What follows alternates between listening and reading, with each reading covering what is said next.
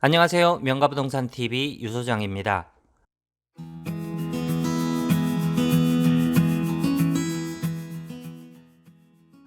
부동산 거래를 할 때 특히나 주택 매매나 임대를 할 경우 손 없는 날을 고려하여 이사를 결정하시는 분들이 정말 많습니다.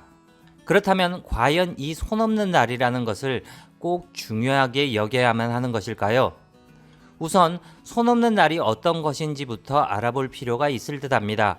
그래야 이 날짜를 꼭 지키는 것이 좋을지 아니면 상관없다 여겨도 되는지를 판단해 볼 수가 있을 테니까요. 손 없는 날에서 의미하는 손이라고 하는 것은 동서남북으로 돌아다니며 나쁜 기운을 뿌리고 다니는 귀신을 의미한다고 합니다. 그렇다면 동서남북으로 다음과 같은 날에 귀신이 돌아다닌다고 하는데요. 동쪽으로는 음력으로 끝수가 1 또는 2인 날, 서쪽으로는 음력으로 끝수가 5 또는 6인 날, 남쪽으로는 음력으로 끝수가 3 또는 4인 날, 북쪽으로는 음력으로 끝수가 7 또는 8인 날입니다.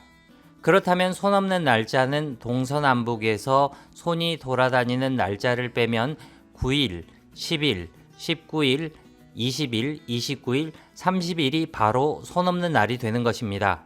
자, 이제 손 없는 날의 유래를 한번 살펴보겠습니다. 손 없는 날을 우리나라의 전통적인 민속신앙으로 알고 계신 분들이 많으신 듯 합니다. 그러나 방송에서도 몇 번 손 없는 날에 대한 그 근본 유래를 추정해서 밝힌 바가 있습니다. 바로 불교의 한 종파인 인도의 밀교에서 비롯된 것으로 임진왜란 당시 불안한 사회 분위기 속에서 이것이 전파되면서 민속신앙으로 자리를 잡게 된 것으로 추정을 하고 있습니다. 이 또한 추정일 뿐이고 정확한 근본을 알 수가 없는 것이 사실 손 없는 날에 대한 것이 아닐까 합니다. 이사를 간다는 것은 집안의 큰 일 중 하나이긴 합니다. 그런데 이러한 중대한 일을 근본을 알 수 없는 날에 꼭 맞춰서 다른 날보다 훨씬 더 많은 비용을 들여서 진행을 해야 하는지에 대한 의문이 들긴 합니다.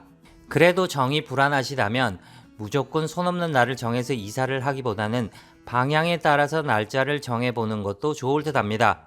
만약 동쪽으로 이사를 간다면 음력으로 끝수가 1 또는 2인 날을 피하면 되는 것이니 굳이 손 없는 날을 택해서 많은 비용을 들여가면서 이사를 할 필요는 없을 테니까요.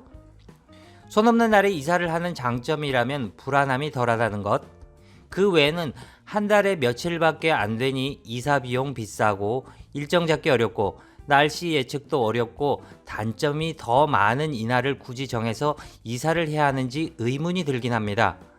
개인적인 생각은 이사는 개인의 일정에 맞춰서 날씨 좋은 날 하는 것이 그냥 최고가 아닐까 하는 생각입니다. 아울러 달력에서도 손 없는 날을 표시하는 것은 이제는 사라져야 하는 것이 아닐까 하는 생각입니다. 지금까지 명가부동산TV 유소장이었습니다.